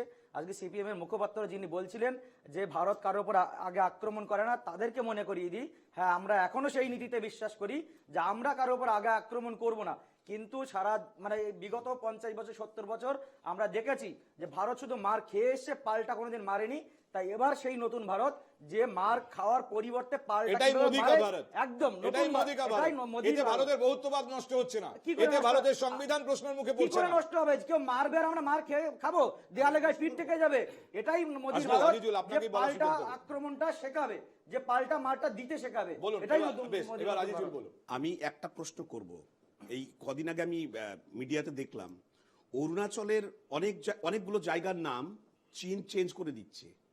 এই যে অরুণাচলের যে সমস্যা এখনো পর্যন্ত মেটেনি। আমরা চাই যেখানে যেখানে চীনের সঙ্গে ভারতের সীমান্ত সমস্যা হোক আছে, যেখানে ডোকলাম হোক বা অরুণাচলে হোক বা পাকিস্তানের সঙ্গে হোক, এই সীমান্তগুলোর এখনো পর্যন্ত সমস্যা কিন্তু মেটেনি। আমরা তো চাই আজাদ কাশ্মীর ভারতবর্ষের অন্তর্ভুক্ত হোক। আমরা চাই এবং গর্বের সঙ্গে বলতে চাই যে এই আজাদ কাশ্মীর বলে কি পাকিস্তান অকুপাইড কাশ্মীরকে বোঝাচ্ছেন? একদম, আমরা তাকে পাকিস্তান অকুপাইড কাশ্মীর বলি, একদম আজাদ বলি না। এটাই বামপন্থী মানসিকতা এই কথার মাধ্যমেই বেরিয়ে আসে। দেখুন, আমাকে ইতিহাস পড়াতে মানসিকতার কথা, আমি নির্মোহ দৃষ্টিভঙ্গি দিয়ে ইতিহাসটা বামপন্থী মানসিকতার চিন্তা ভাবনা এটা বলে দিলাম। আমি নির্মোহ এই ঘটনা তীব্র বিরোধিতা করছি আমি। ওনাকে কন্ডেম করতে বলো, ওনাকে কন্ডেম করতে বলো। আপনাকে এরপর সুযোগ দিচ্ছি, আপনি কন্ডেম করুন, আপনি কন্ডেম করুন। আজিজুল শেষ করুন, আজিজুল শেষ করুন। আমি বলি, শুনুন, আমি হিন্দু ভারত বলি না, আমি বহুত্ববাদী ভারত বলি। আপনি হিন্দু আজাদ ভারত বলেন। কাশ্মীর বলছেন, আপনি যারা হিন্দু ভারত বলতো- বলুন। যারা বলতো- আরে না, না, না। আমি যারা তো বলেছি বলতো- এটা, এক আপনি মিনিট। আবার বলে না, নতুন কি বলবেন? এই যারা কথা তো আমি বলতো- অলরেডি না, না, বলেছি। না, না, না। বলুন, যারা আজিজুল বলতো শেষ করুন। চীনের চেয়ারম্যান আমাদের চেয়ারম্যান, তাদের কথাগুলো এই রকমের। যারা না, বলতো চীনের আচ্ছা, চেয়ারম্যান আচ্ছা, আমাদের আচ্ছা, চেয়ারম্যান। জবাব আশরাফুল দেবেন পরে। আপনি বলুন। আমি বলি, বিষয়টা হচ্ছে যে দেখুন, ভারতবর্ষ তো চেঞ্জ হয়েছে, এই চেঞ্জটা কোন দিকে যাচ্ছে? সংবিধান চ্যালেঞ্জ হচ্ছে কিনা? এই যে কংগ্রেসের ইস্তাহারের কথা আপনি বলছিলেন, ঘটনা তো তাই। আজকে দেখুন বিভিন্ন মতের রাজনৈতিক কিন্তু দলগুলো এক আজিজুল, হয়ে যাচ্ছে। আপনি বলছিলেন আপনারও দাবি যে পাকিস্তান অকুপাইড কাশ্মীর ভারতের অন্তর্ভুক্ত। একদম একদম। এবং যে সরকার এটা করতে পারবে, আমি তো বলবো তাকে স্যালুট জানাবো। আমি যে সরকার, সে মোদী হোক, তাহলে তাহলে কাশ্মীর থেকে 370 তুলে দেওয়ার জন্য স্যালুট জানান। 370 ধারা আমি অবশ্যই দেখুন একটা এটা কথা তো বলি। অন্যরকম ভারত, এই ভারত তো ছিল না। এই এটা মোদীর না, না, দৌলতে এখানে রাজনীতি ইতিহাসে হয়েছে। আসতে হবে। ইতিহাসটা কি, কোন প্রেক্ষিতে কাশ্মীর ভারতবর্ষের অন্তর্ভুক্ত হয়েছিল, সেই ইতিহাসটা জানতে হবে। সেই ইতিহাসটা না জেনে আমি one nation one vote, one nation one One ধর্ম, party। ওয়ান নেশন ওয়ান ভাষা, এটা আমি মানতে পারি না। কারণ ইতিহাস হিসাবে আমরা পড়াই কোন পরিস্থিতিতে One nation, দেশীয় one ভাষা, রাজ্যগুলি, এটা কে বলেছে? দাঁড়ান, দাঁড়ান, দাঁড়ান। কে বলেছে এটা? দেশীয় One nation, one রাজ্যগুলি, ভাষা কে এক মিনিট, এক মিনিট অচিন্ত, আপনাকে আবার বলা শুনুন, সুযোগ দেব, আপনি বলেছেন 565 খানা দেশীয় রাজ্য কাশ্মীর ছাড়াও তারা ভারতবর্ষের অন্তর্ভুক্ত হয়েছিলেন। এবং এই দেশীয় রাজ্যগুলোর চরিত্র কি ছিল, এই দেশীয় রাজ্যগুলোকে অন্তর্ভুক্ত করার ক্ষেত্রে সর্দার বল্লভভাই আমি প্যাটেল একটা জিনিস বুঝতে পারছি না, আজিজুল, আপনি একবার বলছেন যে পাকিস্তান অকুপাইড কাশ্মীর ভারতে চলে আসুক, তাহলে তো ভারতকে এটা আগ্রাসী হতেই হবে। ভারত তো জাস্ট মানে দুহাত এরকম বাড়িয়ে থাকবে আর তারা এসে এখানে ঢুকে পড়বে, ব্যাপারটা এরকম নয়। এবং একই সঙ্গে আপনি আবার বলছেন যে মোদী জমানায় বহুত্ববাদ আক্রান্ত আমি হচ্ছে। একটা কথা বলি পার্থদা, এর আগে আমাদের যুদ্ধ হয়েছে পাকিস্তানের সঙ্গে? যুদ্ধ হয়েছে কিনা বলুন? হয়েছে, দুবার হয়েছে। দুবার কেন? আপনি স্বাধীনতার পরপরই হয়েছে, এই কাশ্মীরকে কেন্দ্র করে হ্যাঁ, হয়েছে। সেও হয়েছে। হয়েছে সেটা তো হানাদার, আপনি একটা পাকিস্তানি যুদ্ধই হানাদারদের বলবো। বিরুদ্ধে ভারতবর্ষ লড়াই করেছে সেদিন। মোদী একা লড়াই করেনি। আপনাকে বুঝতে হবে যে ধর্মের ভিত্তিতে ভারত ভাগ হয়েছিল, এই বাংলাদেশ যে সৃষ্টি হয়েছে, তার পিছনে মোদীর অবদান নেই। কার অবদান আছে গোটা ভারতবর্ষ জানে। ইন্দিরা গান্ধীর নেতৃত্বে সেদিন যদি এই বাংলাদেশ তৈরির একটা, ভারতবর্ষের যে একটা ভূমিকা যদি না থাকতো, তাহলে আজকের যে সীমান্ত সমস্যা, আজকে যারা 56 ইঞ্চি দেখিয়ে বলছে ভারতবর্ষে আমি সুরক্ষা দিয়েছি, ভারতবর্ষকে মানে চোখে চোখ রেখে কথা বলছি, কিন্তু সেদিন পাকিস্তানকে, এই যে দুই পাকিস্তান, পূর্ব পাকিস্তানকে ভাগ করে স্বাধীন বাংলাদেশের সৃষ্টির মধ্য দিয়ে ভারতবর্ষের নিরাপত্তা কতটা সুনিশ্চিত হয়েছে, এই ইতিহাস যদি কেউ না স্বীকার করে, আমি তাদেরকে জাতীয়তাবাদী বলবো না, তাদেরকে হিংস্র জাতীয়তাবাদী বেশ, আজিজুল, আপনার পরে আমি নীলাদ্রির কাছে আসতাম, কিন্তু একটা অনুরাগ দেখলাম আঙুল তুলে কিছু বলতে চাইছেন। এখন আমি যদিও কাশ্মীর নিয়ে বলতে চাইছিলাম, আমাদের আলোচনা কাশ্মীর নিয়ে না, আর্টিকেল 370 যে বিষয়টা, আমাদের আলোচনা সেটাকে- বদলে যাওয়া ভারত নিয়ে, হ্যাঁ, মোদী আমি- কা ভারত। তাতে আমি দুটো কথা বলবো। ভারতবর্ষের যে ফরেন পলিসি, আজকে অনেক ফরেন পলিসিতে ভালো কাজও হচ্ছে, অনেক জায়গায় ভারতবর্ষের সুনাম হচ্ছে, কিন্তু ভারতবর্ষের যে পলিটিক্যাল যে পলিসিসগুলো ছিল, যে ফরেন পলিসিস ছিল, তাতে কত তীব্র আঘাত হয়েছে। আমি পলিটিক্যাল সায়েন্সের ছাত্র, আমি তাতে লিখছি, কাগজ লিখছি। কংগ্রেস গভর্নমেন্টে মায়ানমারেও সার্জিক্যাল স্ট্রাইক হয়েছিল, এর আগেও নানা রকম সময় সার্জিক্যাল স্ট্রাইক হয়েছে, কিন্তু কারণ সোশ্যাল মিডিয়া সেল বা কোনো পার্টির এত কেউ প্রচার করে তার নামে ভোট আমি করতে আপনাকে চাইনি। একটা ছোট্ট জিনিস সর্বপ্রথম মনে আমি করাই, বলছি। আপনাকে একটা ছোট্ট জিনিস মনে করাই অনুরাগ। গার্ডিয়ান বলে একটা কাগজ আছে, বিলেতের কাগজ, সেখানে লেখা হয়েছে পাকিস্তানে রয়েছেন ভারত বিরোধী এরকম অন্তত 20 জনকে মার্ডার করার, খুন করার টার্গেট লিস্ট করেছে ভারতের গোয়েন্দা দপ্তর। গার্ডিয়ানে প্রকাশিত হয়েছে। দিস ইজ মোদী কা ভারত। দেখুন, যদি এটা হয়ে থাকে, এটা তো কোনো গর্বের বিষয় না যে কোনো দেশে অন্য কোনো বর্ডারে গিয়ে অন্য ল্যান্ডে কিন্তু গিয়ে they are threat to India। তারা ভারতের বিরুদ্ধে ষড়যন্ত্র করছে, আমাদের দেশের তারা মাটিতে বসে। অবশ্যই ভারতের বিরুদ্ধে ষড়যন্ত্র করছে, কিন্তু দেখুন আমাদের তো সভরিনিটি আছে, আমাদের ইন্টারন্যাশনাল এজেন্সিসতে আমরা আছি। এস জয়শঙ্কর খুব ভালো ফরেন মিনিস্টার, খুব ভালো ফরেন মিনিস্টার। নিকেশ করতে ওরা চায় না। আপনি একটু শিক্ষিত মতন বলবেন না, কি? ঠিক আছে, আপনার Please, আপনার একটু মানসিকতা শিক্ষিত বোঝা মতন যাচ্ছে, শুনে নিন। মানসিকতাটা বোঝা না, যাচ্ছে। একটু প্লিজ শুনে দিন, আমাকে বলতে দিন। আমি তো ডক্টর এস জয়শঙ্করকে ভালো বলছি, কিন্তু অন্য কোনো ফরেন সয়েলে গিয়ে কাউকে খুন করে দেওয়া, এটা কোনোভাবেই আমাদের বীর হওয়ার প্রমাণ না। এটা ট্যাকটিক্যালি লড়তে হবে, ডিপ্লোম্যাটিক্যালি লড়তে হবে। আর এখানে সার্জিক্যাল স্ট্রাইক নিয়ে যারা বাজার গরম করছেন, সার্জিক্যাল স্ট্রাইক করেছে কি? আমি আসবো, নীলাদ্রি। আচ্ছা, আমাকে এবার বলতে দিন। এবার আমার complete সিরিজ করে দিন। মেনে 5 সেকেন্ড আমি বলতে পারিনি, অনেকক্ষণ শেষ করুন, চলছে। শেষ করুন। ফলে এটাকে নিয়ে সৈন্যবাহিনী যখন আমাদের লোকজন মরে যায়, তখন এরা কি ক্ষোভ প্রকাশ করে না, কিছু করে না। যখন সাকসেস হয়, যখন ভারতবর্ষের আর্মির success is the success of the Indian country, not BJP. আজকে আর্মির কোনো সাকসেস হলে আমাদের সাকসেস, আপনার সাকসেস, সবার সাকসেস। তাহলে surgical strike টা মার্কেটিং কাদের করতে success? কিছু না, Surgical strike টা কাদের পুরো success? ভারতবর্ষের সাকসেস হলে আপনারা মার্কেটিং এ Surgical ভোট strike টা দেবেন, কাদের success? আপনারা লজ্জা পাচ্ছেন না ভোট করছেন মা। আপনার নেত্রী কি বলে সার্জিক্যাল স্ট্রাইকে ভিডিও ফুটেজ চায়? আপনার নেত্রী আচ্ছা প্লিজ প্লিজ সময় নষ্ট হচ্ছে। অনুরাগ আপনার 5 সেকেন্ড শেষ হয়েছে, আপনার 5 সেকেন্ডের বলা শেষ হয়েছে। এবার নীলাদ্রি দেখুন, আমি শুধু একটা ছোট্ট প্রশ্ন আপনার সামনে তুলে রাখতে চাই যে মোদি কা ভারত মানে কি? ভারত ইজ বিকামিং ইসরায়েল, এইটাকে নিয়ে আমাদের গর্ব করতে হবে। হোয়াট ইজ মোদি কা ভারত? না পার্থদা, প্রথমত নেতাজির কথা বলতে গেছিলেন, আপনি বলতে দেননি, আজিজুলদা বাধা দিয়ে। না এখন ওই প্রশ্নটা থাক, আমি বলছি মোদি কা ভারত যে ভারত সম্পর্কে গার্ডিয়ানে আজিজুল্লাহকে দিয়ে দিই। প্লিজ যে মোদি কা ভারত নিয়ে গার্জিয়ান লিখছে, মানে ভারতবর্ষের বর্তমান অবস্থা নিয়ে, যে ভারতবর্ষের গোয়েন্দা দপ্তর দেশের বাইরে পাকিস্তানে বসবাসকারী ভারত বিরোধী কয়েকজনকে খুন করার চেষ্টা বা পরিকল্পনা করছে। আচ্ছা, আপনারা সব ব্যাপারে প্রমাণ চান। গার্জিয়ান কোনো প্রমাণ দিয়েছে যে ভারতবর্ষের সরকার পাকিস্তানে সন্ত্রাসবাদীদের? কানাডার প্রধানমন্ত্রী অভিযোগ করেছিলেন তাতে প্রমাণ হয়, হত্যার পিছনে তাতে প্রমাণ হয় কানাডার বিরুদ্ধে ভারতের অভিযোগ হচ্ছে খালিস্তানিদের তারা মান্যতা দিচ্ছে, এটাও প্রশ্রয় দিচ্ছে। যে যাই হোক না কেন, কোনো প্রমাণ দিয়েছে? আপনারা সব ব্যাপারে প্রমাণ চান, গার্জিয়ান লিখলে আর প্রমাণ চান না কেন? চান না। প্রশ্ন হচ্ছে ভারত এই অভিযোগটা সম্পূর্ণভাবে অস্বীকার করেছে, কিন্তু আমি একজন ভারতীয় হিসেবে বলছি, কোনো বিশ্লেষক হিসেবে নয়। যদি ভারত সত্যিই পাকিস্তানে গিয়ে ভারতে যারা সন্ত্রাস করছে তাদের হত্যা করে থাকে, তাহলে আমি গর্বিত ভারতীয় হিসেবে। আমি গর্বিত এই কারণে 1962 সালে চীন ভারতকে আক্রমণ করেছিল। কে একজন বলছিলেন না ভারত কাউকে আক্রমণ করেন, এটা ভারতের নীতি। চীন ভারতকে আক্রমণ করতে পারে, তখন কমিউনিস্টরা চীনকে সমর্থন করতে পারেন, কিন্তু ভারত কাউকে আক্রমণ করতে পারবে না। এই নীতি থেকে ভারত বেরিয়ে আসছে। আমেরিকা যখন পাকিস্তানে ঢুকে ওসামা বিন লাদেনকে হত্যা করে, সেটাকে অন্য দেশে গিয়ে সন্ত্রাসবাদীকে হত্যা করা নয়। অবশ্য তারা ওসামা বিন লাদেনকে হয়তো সমর্থন করবেন। একজন বামপন্থী তো বললেন এখানে যে সৈন্যরা মারা গেছিল তার দায় নাকি ভারত সরকারের, পাকিস্তানের কোনো দায় নেই। তারা সার্জিক্যাল স্ট্রাইকের বিরোধিতা করেন, কারণ পাকিস্তানে গিয়ে সন্ত্রাসবাদীদের ভারত মারে। আমি ভারতীয় হিসেবে গর্বিত। এবং 2019-এর নির্বাচনের কথা মনে করুন, এই ইস্যুতেই ইলেকশন হয়েছিল এবং ভারতবর্ষের মানুষ নরেন্দ্র মোদীর সরকারকে আরো বেশি ভোটে ফিরিয়ে এনেছিল। সুতরাং ভারতবর্ষের মানুষের রায় কিন্তু সার্জিক্যাল স্ট্রাইকের পক্ষে গেছে, এটা মনে রাখবেন। আর ভারতবর্ষের মানুষ নেতাজিকে এখনো দেবতা বলে পুজো করে। আজিজুল দ্বারা যত ইতিহাস বিকৃত করুন না কেন, আপনারা মুছে দিতে পারবেন না যে ভারতের প্রথম প্রধানমন্ত্রী নেতাজি এবং স্বাধীনতা এসছে এই বাঙালি নেতাজি সুভাষচন্দ্র বসু। আমি আপনাকে নরেন্দ্র মোদীর পলিসি ভারতের বহুত্ববাদকে আঘাত করছে, এটা হচ্ছে মূল অভিযোগ। কংগ্রেসের ইশতেহার কি লিখেছে শুনুন। আমি আবার আজিজুল ভাই সাহেব, আমি আপনাকে বলার সুযোগ দেব। কংগ্রেসের ইশতেহার লিখছে যে ভারতের বহুত্ববাদ এবং সংবিধানকে ধ্বংস করার চেষ্টা যারা করছে তাদের বিরুদ্ধে লড়াই এই নির্বাচন। কিসের বহুত্ববাদ একটু বলবেন? ভারতে এই যে বহুত্ববাদ, নেহরুভিয়ান বহুত্ববাদের কথা বলে, আপনি বহুত্ববাদের দ্বিচারিতা আপনাকে দেখাচ্ছি। রবীন্দ্রনাথ লিখে গেছে। রবীন্দ্রনাথ তো স্বাধীনতার আগে লিখেছেন ভারতবর্ষে একটি সেকুলার দেশ, তাই তো? একটি সেকুলার দেশে সমস্ত ধর্মের ইকুয়াল ট্রিটমেন্ট হওয়া উচিত। তাহলে কি করে ধর্মের ভিত্তিতে পার্সোনাল ল ভারতে থাকে, এটা আমায় বলুন তো। কি করে ইউনিফর্ম সিভিল ইউনিফর্ম সিভিল দাবি যারা বহুত্ববাদের একসঙ্গে সবাই নীলাদ্রি প্লিজ আশরাফুল বলুন। মোদির ভারতবর্ষ, মোদি কা ভারত, এই বিষয়ে আমি স্পষ্ট বলতে চাই যে মোদির ভারতবর্ষের বিগত 10 বছরে দেশের প্রত্যেকটা জিনিসের দাম আকাশ ছোঁয়া বৃদ্ধি পেয়েছে। মোদির ভারতবর্ষে দেশের কৃষকের দুরবস্থা চরমে উঠেছে।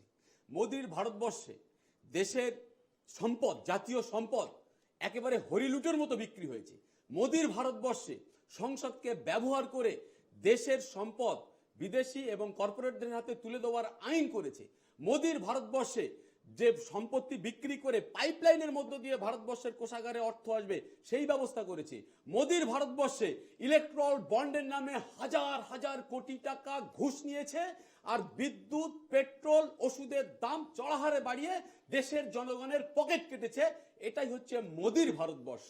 মোদির ভারতবর্ষে সারা পৃথিবীতে যা সমীক্ষা আসছে সেখানে স্পষ্ট দেখা যাচ্ছে যে সাম্প্রদায়িক দাঙ্গা ব্যাপকভাবে বৃদ্ধি পেয়েছে এবং সরকারের মদতে সেই দাঙ্গা বৃদ্ধি পাচ্ছে। মোদির ভারতবর্ষে আমার দেশ আজকে বেকারত্বের চরম সীমায়।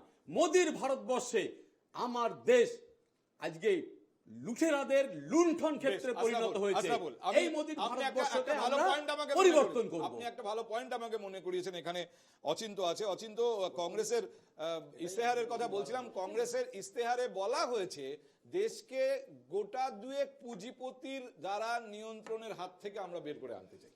অর্থাৎ তারা বলতে চাই যে মোদির জমানায় সো কল্ড মোদি কা ভারত এই গোটা দুই তিনেক পুঁজিপতি গোটাটা নিয়ন্ত্রণ করছে। আজকে দেখুন গোটা দুই তিনেক মানে ওই ঘুরে ফিরে ওরা বারবার যেটা বলে থাকে ওই আদানি আদানি, আম্বানি আম্বানি এগুলোই যাবে। কিন্তু দেখুন আজকে তারা যখন রাজস্থান, ছত্তিশগড়, মধ্যপ্রদেশে যখন ক্ষমতায় থেকেছে, তারা বিভিন্ন রকম বড় বড় প্রজেক্ট, সরকারি প্রজেক্ট এই আদানি আম্বানি তাদের কাছে দিয়েছে। কিন্তু সেখানে তারা কিন্তু মানে কোনো ধোয়া তুলসী পাতার মতো ব্যবহার করবে। কিন্তু আজকে দেখুন যেখানে বিজেপি শাসিত রাজ্যে যদি আদানি আম্বানি যারা হয়তো কোনো প্রজেক্ট পেয়েছে সেখানে বলবে তার বিক্রি করে দিচ্ছে। আজকে সিপিএমরা এই বামপন্থীরা বারবার প্রত্যেক দিন এসে টিভি চ্যানেলে বলে যে মোদি নাকি দেশ বিক্রি করে দিচ্ছে। আচ্ছা আমার প্রশ্ন হচ্ছে প্রত্যেক বছর বা প্রত্যেক মাসে যদি মোদি দেশ বিক্রি করবে কিনে নিয়ে আসছে কি বামপন্থীরা? এরা কোথা থেকে কিনে নিয়ে আসবে দেশটাকে? এই যে অভিযোগ, এই অভিযোগের কোনো ভিত্তি নেই। মানুষ এগুলো এদেরকে এখন এদের এই কথাগুলো খায় না, সোজা কথা বিশ্বাস করে না। সুতরাং আচ্ছা আমাকে আরেকটা কথা বলুন অচিন্ত, যেহেতু আমাদের সময় কমে আসছে এবং সেই জন্য এই প্রসঙ্গটা তোলা দরকার। দেখুন এমসিসি চলছে, এর মধ্যে এনসিইআরটি নির্দেশ দিচ্ছে যে সিলেবাস থেকে এই সামনেই সব ফাইনাল পরীক্ষা দেবে, তারপরে আবার ক্লাস শুরু হবে, এই সময় সিলেবাসে পরিবর্তন করো, বাবরি ধ্বংসের যে বিবরণ আছে সেগুলোকে সরিয়ে দাও, সেখানে রাম মন্দির তৈরির বিবরণ নথিভুক্ত করো। এটা ঠিক নির্বাচনের মুখে এনসিইআরটি কিভাবে এই ধরনের নির্দেশ দিচ্ছে বা এই ধরনের নির্দেশ বোর্ডের কাছে পৌঁছানোর ব্যাপারে আমি জানি না, হয়তো রাজনৈতিক দলগুলো আজ বাদে কাল বাদে পরশু গিয়ে এই বিষয়গুলো নিয়ে কমিশনের সামনে রাখবে। কিন্তু আমার প্রশ্ন হচ্ছে যে এইটার ভেতরে কি কি পরিকল্পনা রয়েছে? রাম মন্দিরকে সিলেবাসে অন্তর্ভুক্ত করে, ক্লাস 12 এর পলিটিক্যাল সায়েন্সের অন্তর্ভুক্ত করে আর বাবরি ধ্বংসের বিবরণ বাদ দিয়ে কি প্রমাণ করার চেষ্টা হচ্ছে? দেখুন একটু বলার সুযোগ দেবেন। সেটা হচ্ছে এনসিইআরটি একটা স্বতন্ত্র সংস্থা, তার সাথে ভারতীয় জনতা পার্টির কোনো সম্পর্ক নেই। তারা যেটা মনে এটা তো করবে আপনি ইডি, সিবিআই, হ্যাঁ, ঠিক আছে, ইলেকশন তারপরের কমিশন লাইনে আসছে, তারপরের লাইনে আসছে। সবকিছু সম্পর্কে এটা বলে। আজকের এখানে বাবরি মসজিদ যে আক্রমণকারীদের যে নিদর্শন ছিল, সেখানে যদি ইতিহাস বইতে মানে স্থান পেতে পারে, তাহলে যে 550 বছরের প্রায় লড়াই, রক্তক্ষয়ী একটা সংগ্রাম, এবং ভারতবর্ষে না সারা পৃথিবীতে যদি সব থেকে দীর্ঘস্থায়ী কোনো রক্তক্ষয়ী সংগ্রাম থাকে সেটা হচ্ছে রাম মন্দির আন্দোলন। তো সেইটা কেন, আপনাকে প্রশ্ন যে এত বড় একটা দীর্ঘস্থায়ী আন্দোলন যেটার নিষ্কৃতি ঘটলো, সেটা কেন ইতিহাস বইতে স্থান পাবে না? এইটা সবার কাছে প্রশ্ন। এটার মধ্যে বলুন অনুরাগ। দেখুন প্রথমতই আমি বলে দিই, যারা এনসিআরটি নিয়ে বলবো তো আমি, হ্যাঁ হ্যাঁ, এনসিআরটি নিয়ে যারা এখানে কথা বলছেন, এনসিআরটি উনি বললেন আমি বলতে এনসিইআরটি বড় কথা না, সিলেবাসে বদল করে বাবরি ধ্বংসের বিবরণ সরিয়ে সেখানে অবশ্যই রাম মন্দির। এখানে একটা আমরা খুব হিটেড ডিবেট নেতাজিকে নিয়ে করলাম, বাঙালি সেন্টিমেন্ট নিয়ে করলাম, বাংলা সেন্টিমেন্ট নিয়ে করলাম। বিজেপি যারা এত সেন্টিমেন্টের কথা বলে, এত বাজার গরম করার কথা বলে, আমি আপনাকে সরাসরি বলছি আজকেও আমাদের সিলেবাসে কোথাও শহীদ ক্ষুদিরাম বোসের নাম নেই। এনসিইআরটিতে বিনয় বাদল দীনেশের কোথাও নাম নেই। তাই এরা কি এখানে কি করছেন? এরা কি এখানে গরু চড়াচ্ছিলেন? এরাও তো শহীদ ক্ষুদিরাম বোস 18 বছরের বাচ্চা, আমাদের থেকে সবে থেকে বয়সে কম, সে ফাঁসি চড়ে গেল, তাকে এনসিইআরটি নিতে পারে না। বিনয় বাদল দীনেশ এনসিইআরটিতে নেই। বাংলায় এতগুলো স্বাধীনতা সংগ্রামী হয়েছে, কেউ এনসিইআরটিতে নেই। কিন্তু রাম মন্দিরের কেসটা এনসিইআরটিতে আনতে হবে। এখন আপনি প্রশ্ন করে দিন যে কোনটা বেশি ইম্পর্টেন্ট, মুখ বন্ধ হয়ে যাবে, কারণ তো ভোট পাবে না। ফলে এনসিইআরটি, আমরা মনে করি শিক্ষা ব্যবস্থা সবসময় সেকুলার থাকা উচিত। সেখানে যদি কোনো এরকম কমিউনাল বিষয়, আমি তো এটারও আমি বিরোধ করি যে বাবরি মসজিদ, আমি বলি না আমি আপনাকে বলছি, আমি সেকুলার বললাম, আমি বললাম এনসিইআরটিতে বাবরি মসজিদ ধ্বংসর যে বিষয়টা, সেটাও থাকার কোনো প্রয়োজন নেই। ইতিহাস পড়ান, পলিটিক্যাল সায়েন্স এটা পড়ার দরকার কি? পলিটিক্যাল সায়েন্সে আজ পর্যন্ত 150 খানা মোটামুটি অ্যামেন্ডমেন্টস হয়েছে, সেগুলো পড়ান। পলিটিক্যাল সায়েন্স এতগুলো রাষ্ট্রের ব্যবস্থা আছে, সেগুলো পড়ান। আপনি পড়াবেন রাম মন্দির হচ্ছে একটা কোর্টের ভার্ডিক্ট। আমি বলছি রাম মন্দির কি বিজেপি করেছে? উনি বলুন এটা কি পার্লামেন্ট এনেছে? এটা কি ওদের নেতা মন্ত্রী করেছে? করেননি। সুপ্রিম কোর্টের ভার্ডিক্ট এসেছে। অবস্থান ছিল, তাতে আপনাদের লাভ গ্যারান্টি। তাই তার মানে কোর্ট আপনাদের কথা চলেছে, স্বীকার করুন। মানে কোর্ট তাহলে মোদিকা গ্যারান্টিতে কাজ করেছে বলে দিন। কোর্টের নির্দেশে আমরা এটা বাস্তবায়ন করেছি। আপনারা বিরোধিতা করেছে বাকিরা আপনারা বিরোধিতা করেছেন। করেছে, আমরা পক্ষ নিয়েছি। আপনারা করেছেন রাম মন্দির ট্রাস্ট আপনারা ছিলেন, তারা বলে দিন মাইকে। বাকিরা বিরোধিতা ক্যামেরায় করেছে, বলুন, আমরা সেটা পক্ষ নিয়েছি। ক্ষমতায় থাকলে ক্যামেরায় বলুন যে রাম মন্দির আরে আপনারা এটা আমাদের করেছেন। ইলেকশন ম্যানিফেস্টোতে আরে ঘোষিত মনে- অবস্থান, তাই- আপনি জানেন না, তাহলেই কি- আপনি তাহলেই জানেন কি- না, না, আমি ঘোষিত সঠিক অবস্থান জানি। ছিল। আমরা এই রাম মন্দির নিয়ে আলোচনাই করছি না। সঠিক এক মিনিট, জানি। অনুরাগ এবং আমি অচিন্ত, একেবারে অচিন্ত বলছি। প্লিজ প্লিজ, আমি একেবারে আমি আবার বলছি। বলছি আমাদের হাতে সময় কমে আসছে, তবে আমি একেবারে অনুরাগ বলছি। আপনি যে পয়েন্টটা তুলেছেন সেই পয়েন্টটা জাস্টিফাইড, সেই পয়েন্টটা গ্রহণ করা উচিত, এবং সেই পয়েন্টে নীলাদ্রি আমি আপনার কোনো উত্তর আছে কিনা জানতে চাইবো যে সিলেবাস নিরপেক্ষতা বজায় রেখে করা উচিত, সেখানে কোনো যা কিছু নিয়ে যে সমস্ত বিষয় নিয়ে কন্ট্রোভার্সি আছে সেগুলোকে সরিয়ে রেখে পলিটিক্যাল সায়েন্সে কি পড়ানোর আর কোনো বিষয় নেই? পলিটিক্যাল সায়েন্সে কোনো একজন ছাত্র বা ছাত্রীকে খালি পলিটিক্স করবে। রাজনীতি সম্পর্কে ওয়াকিবহাল করা হয়, কিন্তু তার মধ্যে যেগুলো অত্যন্ত কন্ট্রোভার্সিয়াল ক্লাস 12 এর মতো সিলেবাসে সেইগুলোকে নিয়ে আসার কি খুব প্রয়োজন আছে? না, প্রথম কথা হচ্ছে আমি আপনার সাথে একমত নই। আমার মনে হয় সিলেবাসে যদি কোনো বিতর্কিত বিষয় থাকে সেটাকে এড়িয়ে না গিয়ে সেই বিষয়ে বিভিন্ন মানুষের যে মতামত, মানে পক্ষের মত বিপক্ষের মত, সমস্ত মত মানুষের সাথে শেয়ার করে ছাত্রদের সিদ্ধান্ত নিতে দিন কোনটা ঠিক কোনটা ভুল। এক পক্ষের বক্তব্য আমরা রাখবো, অন্য পক্ষের বক্তব্য রাখবো তাই না। তো করা হচ্ছে। না, বাবরি আমি- ধ্বংসের আমি- বিবরণ সরিয়ে দিয়ে সেখানে রাম মন্দির তৈরির না, না, বিবরণ রাখতে এবার বলা আসছি, হচ্ছে। আসলে কথায় আসি। যদি সেটা করা হয়ে থাকে আমার জানা নেই, আমি এর তীব্র প্রতিবাদ করছি। ঠিক একইভাবে প্রতিবাদ করছি 500 বছরের রাম মন্দির গড়ার যে আন্দোলন সেটাও এখনো সিলেবাসে নেই। কোথায় সেটা সিলেবাসে? এই ব্যাপারে তো কেউ কিছু বলে না। আমি বলছি সব পয়েন্ট অফ ভিউ আসুক। আমার যেটা খারাপ লাগছে দেখে, এই বামপন্থীরা শুধু নেতাজি বিরোধী নয়, শ্রীরামচন্দ্রও বিরোধী। শ্রীরামচন্দ্র শুধু ধর্মীয় ব্যক্তিত্ব ছিলেন না, গান্ধীজি স্বয়ং রাম রাজ্যের বাসনা করতেন। তার কারণ রাম মন্দিরের ছিলেন আন্দোলনটাকে আপনারা আদর্শ 500 বছর রাজা। আপনারা আদর্শ 500 বছর রাজা। পিছিয়ে নিয়ে যাচ্ছেন কোন তথ্যের ভিত্তিতে? এটা ইতিহাস।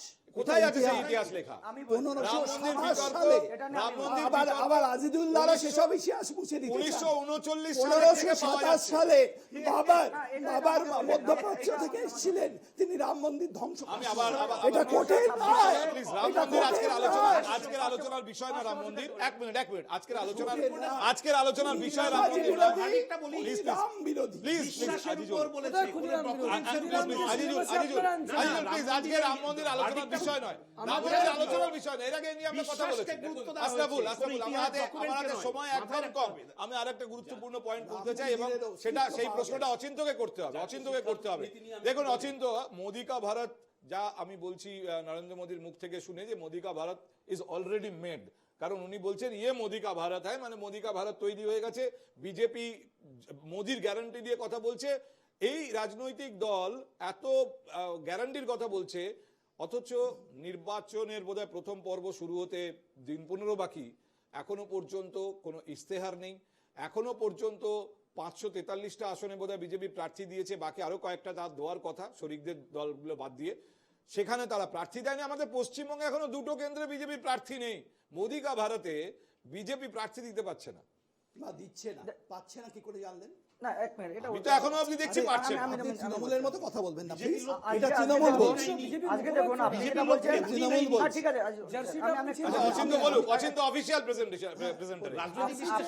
আপনারা যেটা বলছেন যে বিজেপির ম্যানিফেস্টো, এটা একটু সংশোধন করি, আমরা এটাকে ম্যানিফেস্টো বলি না, আমরা বলি সংকল্পপত্র। কারণ আমরা যে সংকল্প নেই সেটা আমরা পূরণ করি, আমরা পূরণ করে দেখাই। এটা পূরণ করার সংকল্প তার পূরণ করার অনুবাদ গ্যারান্টি। ইংলিশে manifesto-ই আজকে হয়। আমরা নিশ্চয়ই ইলেকশনের আগে আমরা সঠিকভাবে আমাদের সংকল্পপত্র নিয়ে আসবো।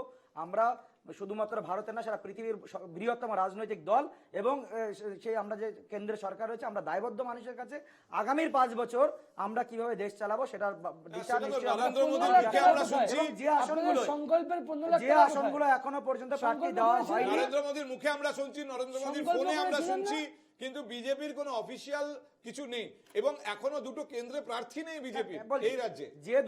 যে দুটো কেন্দ্রে প্রার্থী নেই, আমরা সঠিক সময় প্রার্থী দেবো। আপনি যেটা বলছেন যে প্রার্থী খুঁজে পাওয়া যাচ্ছে না, পুরোটা ভুল। আমি কারণ তা বলিনি। প্রার্থী আমরা একটা choice প্রার্থী করি। বলিনি। পালিয়ে গেল। পাচ্ছে না। পার্থক্য আসানসোলের প্রার্থীটা পালিয়ে গেল। প্রার্থী এত পরিমাণ আছে আসানসোলের যে প্রার্থী সঠিক পালিয়ে গেল। যোগ্যতা আমরা চয়েস করে সঠিক সময় আমরা রিলিজ আস্তাফুল করব। বলুন, একটা তারপরে প্রার্থী আমি এদিকে আমাদের আসছি। পালিয়ে আস্তাফুল, গেল। এক মিনিট অনুরাগ, আস্তাফুল বলুন, তারপরে এদিকে আসছি। আস্তাফুল। দেখুন, যে নরেন্দ্র মোদীর যে সংকল্পপত্র, বিজেপির সংকল্পপত্রে সে 15 লক্ষ টাকা কোথায় গেল আজও ভারতবর্ষ মানুষ খুঁজে পায়নি। ওটা কোন সংকল্প? বিজেপির সংকল্পপত্রে ওটা কোন সংকল্প? দেখান না বিজেপির দেখান না মূল 2 কোটি বেকারের চাকরির কথা এই ঘোষণা ইস্যু হয়েছিল। মানুষ আর খায় না, এই ইস্যু মানুষ ভারতবর্ষের আর আজকে খায় না, এটা বেকারত্বের বলতে হারে হয়। সর্বোচ্চ। আচ্ছা তাহলে খুঁজে পাইনি। অমিত শাহ মিথ্যে বলেছিলেন তো? আজকে অমিত শাহর ভিডিও আছে, পিসিআর এক্ষুনি চালিয়ে দেবে, বিজেপির পিসিআর এক্ষুনি চালিয়ে দিতে পারে। শুধু নরেন্দ্র তারপরে আমি মোদীর বলবো মুখ PCR আর কে রাম বলুন। মন্দির দেখিয়ে এক্ষুনি চালাক অমিত শাহ মানুষের কাছে বক্তব্য। ভোট চাইছে। আদতে মানুষ এই আমরা- বিজেপির আমরা নেতাদের 10 বুঝে বছরের গিয়েছে কাজের report 10 কাটিয়ে বছরে ভোট চাইবো। দেশের আমরা হাল 10 বছরের আচ্ছা, report এবার কাটিয়ে একটু ভোট চাইবো। নীলাদ্রিকে সময় দিন। আমাদের হাতে সময় শেষ। তাই এবার বিজেপি এক মিনিট আমরা আপনার 10 বক্তব্য বছরের শুনছি। report কাটিয়ে বলতে দিন না, না, আমি বললেই উনি বলবেন। না নীলাদ্রি বলুন। এখনো পর্যন্ত কি মনে হচ্ছে যে মোদি কা ভারতে মোদি বা তার দল বিজেপি এখনো পর্যন্ত কি মনে হচ্ছে well equipped to fight this election? শুনুন, প্রথম কথা, এটা মোদিকা ভারত না, এটা নেতাজি সুভাষচন্দ্রের স্বপ্নের ভারত, যেটা মোদি গড়তে চাইছেন বলে উনি বলেছেন। এই ভারতের ভিত্তি স্থাপনে আজকে ডক্টর মনমোহন সিং এর বিরাট ভূমিকা আছে, যিনি নেহেরুভিয়ান অর্থনীতি থেকে ভারতকে বের করে এনেছিলেন। এই ভারতের ভিত্তি স্থাপনে অটল বিহারী বাজপেয়ী, নরসিংহ রাওদের বিরাট ভূমিকা আছে। শুধু মোদিকা ভারত 10 বছর রাজত্ব চালিয়ে মনমোহন সিং কা ভারত বানাতে পারেননি। 10 বছরে নরেন্দ্র মোদি নেতাজি মোদি কা ভারত সুভাষচন্দ্র বসু, আপনি পছন্দ করেন না জানি, তার স্বপ্নের ভারত গড়তে চেয়েছেন নরেন্দ্র মোদি, আপনার তার বিরোধিতা করছেন। আজিজুল সাহেব এক মিনিট, আমাদের হাতে একদম সময় নেই। আজিজুল বলুন। আজিজুল বলুন। নেতাজি তো Please, অনুরাগ, সাভারকরকে আর জিন্দাবাদ আর নতুন বলতেন। বিতর্কে যাওয়ার সময় নেই। আজিজুল সিঙ্গাপুরে নেতাজি কা ভারত, নেতাজি বাদ, নেতাজি বাদ। আমি বলছি নেতাজি বাদ, বিজেপি নেতাজিকে আপনি বাদ দিতে আরে পারবেন না। বিজেপি কতটা নেতাজি পয়েন্টে আছে? ভারত, সেটা বলুন। সেকুলার আপনাদের ভারত, পয়েন্টে ছিলাম, আপনি সেই পয়েন্টে ডেমোক্রেটিক শেষ ভারত। করুন। প্লিজ অনুরাগ। নেতাজি যেটা আমি চাইতেন মনে তার করি না, সম্পূর্ণ না, বিপরীতে আমি আছে। মনে করি না যে ভারতীয় জনতা পার্টি প্রার্থী দিতে পারছে না। এই মুহূর্তে বিশ্বের বৃহত্তম রাজনৈতিক দল, সে প্রার্থী দিতে পারছে না, পারছে হয়তো, কিন্তু যোগ্য প্রার্থী পাচ্ছে না। আছে লোকজন যাকে তাকে দিতে পারে। আসলে 20% মানুষকে তো এরা বাইরে রেখে দিয়েছে না। মানে এরা এই যে সাম্প্রদায়িক দল, আমরা কোন এমন প্রকল্প নিয়েছি যেটা সাম্প্রদায়িক? আপনি একটা প্রকল্পের নাম প্রকল্পে বলেন, হয় না। একটা প্রকল্পের নাম। আমেরিকার একটা, আপনি ইতিহাসে, বিচার করবেন যে একটা আমেরিকার প্রকল্পের নাম বলেন। স্বাধীনতা আন্দোলনের আমরা ইতিহাসে বিশ্বাস করি জেমস সবকা ওটিস সাহেব সাথ, বলেছিলেন, সবকা বিকাশ, সবকা "No", বিশ্বাস, সবকা প্রয়াস। আমি বলি নো একটা প্রকল্পের নাম শেষ বলুন করতে যে দিন, সাম্প্রদায়িক। আমার হাতে একটা সময় প্রকল্প। শেষ। একটা প্রকল্পের আজিজুল নাম শেষ বলুন। করুন। Representation without taxation. একটা প্রকল্পের নাম বলুন। এই যে আমি খাজনা দেব না, মানে আমি খাজনা দেব, আমি রিপ্রেজেন্টেশন পাবো না, এটা চলে না। তুমি সংসদীয় রাজনীতিতে 20% মানুষকে বাইরে রেখে দেবে, আর তুমি স্কিমের গল্প বলবে, এটা ফাজলামো না। বেশ, আমাদের হাতে আজকে সময় শেষ। আজকে সময় শেষ। ভাই আর হাতে সময় নেই। আবার দরকার হলে এমনি আমরা বসবো আগামী। এখন তো সবে দেখুন, নরেন্দ্র মোদী বলেছিলেন এই 10 বছরে তিনি যা করেছিলেন সেইটা হচ্ছে ট্রেলার। আর আমি এটা বলতে চাই যে নির্বাচনী প্রচারে এখনো পর্যন্ত আমরা যেটুকু দেখেছি সেটা কিন্তু কার্যত ট্রেলার। এখনো তো অনেক ছবি বাকি আছে, কাজে বিতর্ক করার সময় সুযোগ পাওয়া যাবে। আজকে এ নিয়ে আর আলোচনা এগোনোর কোনো সুযোগ নেই, কারণ আমার হাতে সময় শেষ। অনেক ধন্যবাদ অনুরাগ সময় দেওয়ার জন্য। আশরাফুল, অচিন্ত, আমাদের সঙ্গে নীলাদ্রি ছিলেন, আজিজুল ছিলেন। ধন্যবাদ আপনাদেরও, অর্থাৎ যারা এতক্ষণ ছিলেন আমাদের সঙ্গে, দর্শকরা, আমাদের এনকেটিভি বাংলার দর্শকরা দেখছিলেন এই সময়। আপনারা দেখছেন এনকেটিভি বাংলা।